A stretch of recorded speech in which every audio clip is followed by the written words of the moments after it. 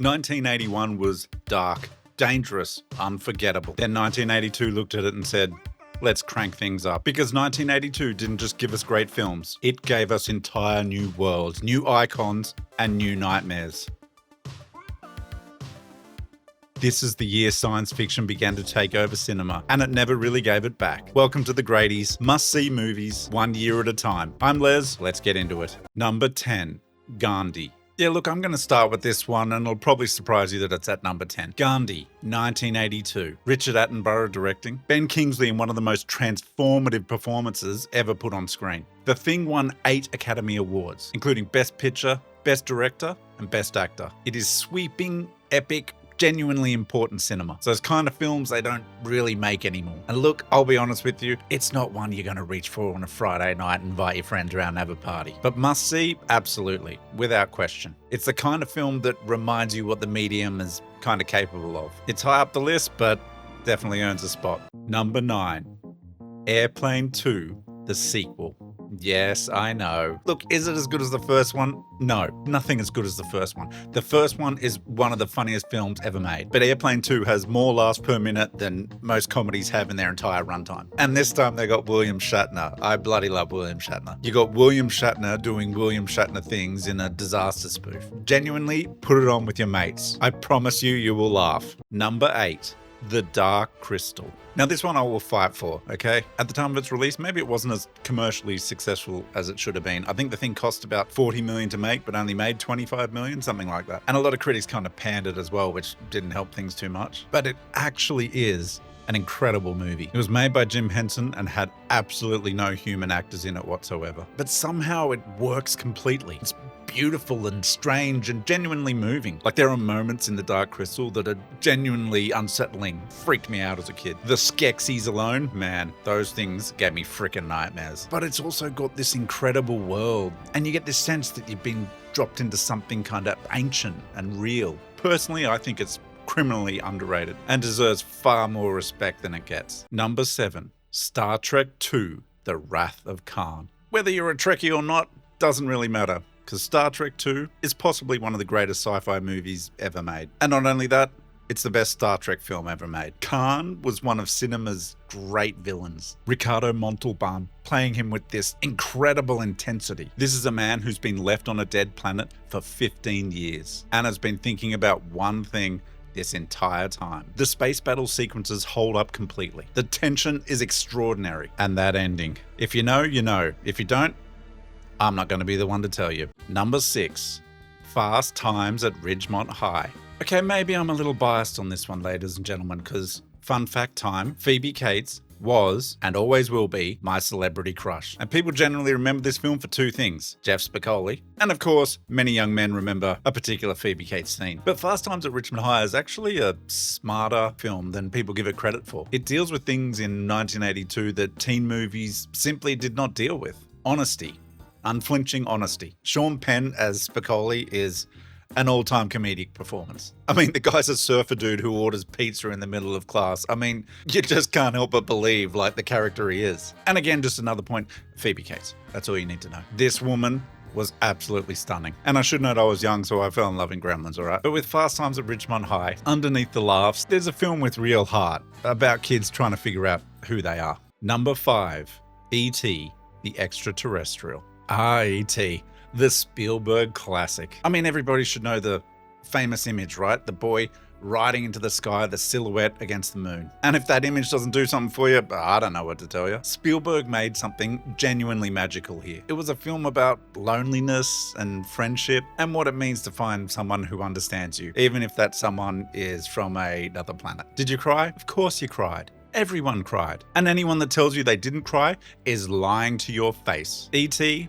was one of the defining films of the decade, of any decade. Number 4, Tron.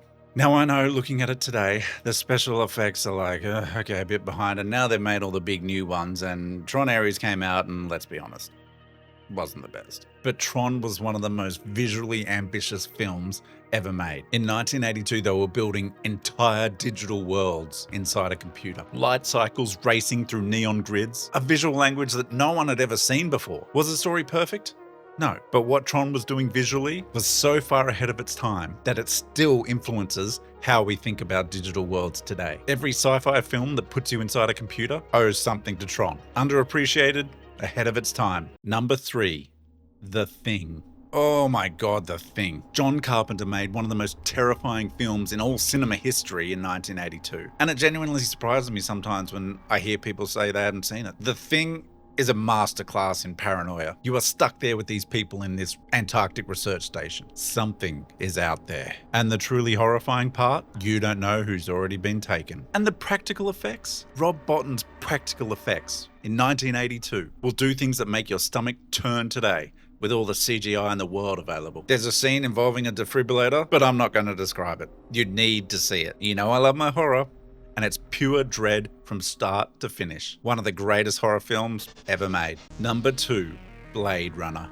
I think Blade Runner was another movie that came out at the time and didn't necessarily do so well, and what the kids might call a flop these days. But it's somehow wild to think that this movie now has relevance today. And Ridley Scott built a world so complete, so detailed, that it has influenced virtually every piece of science fiction that came after it. Every frame of Blade Runner is a piece of art. The rain-soaked streets, the towering megastructures, the advertisements burning through the fog, Harrison Ford at his most conflicted, and then there's Rutger Hauer delivering one of the most extraordinary final monologues in cinema history. And it's even crazier to know that he just came up with it himself. It was never written in the script. And the question at the heart of it, what do we owe to the things we create? And that question has never been more relevant than it is right now. Blade Runner is not just a great film, it's almost a prophecy. Check it out. And at number 1, First Blood. Oh god, you ask any kid that grew up in the 80s, were they obsessed with Rambo? And there's a good chance every single one of them, myself included, will tell you absolutely. But before Rambo became an action franchise, before the sequels, before the merchandising, the headbands, and the machine guns, there was this. First Blood is a serious film about a Vietnam veteran who returns home and finds nobody cares. He has been through unimaginable things and the world has just moved on. Sylvester Stallone gives one of the most underrated performances of the entire decade. It's a film about trauma, about what happens when the people we send to war come back broken and we look the other way. And then there is the final scene, the breakdown. Stallone on his knees. That scene alone puts the film into a different category entirely. And it's crazy to think from what I've read that the film had a lot of dialogue in it. And Stallone was like, this is stupid, we gotta get rid of this. So they cut back all the lines and it literally made the film. See, because people forget what First Blood actually is before it became this big franchise. Don't make that mistake and think it's just another action film. It's not. And of course now the honourable mentions. 3 films I wanted to add that I just couldn't add to the list. Honourable mention number 1, Conan the Barbarian. You had Schwarzenegger before anyone knew who Schwarzenegger was. Sword, sorcery, sandals, chaos. Is it a great film? Debatable. But is it an essential 80s viewing?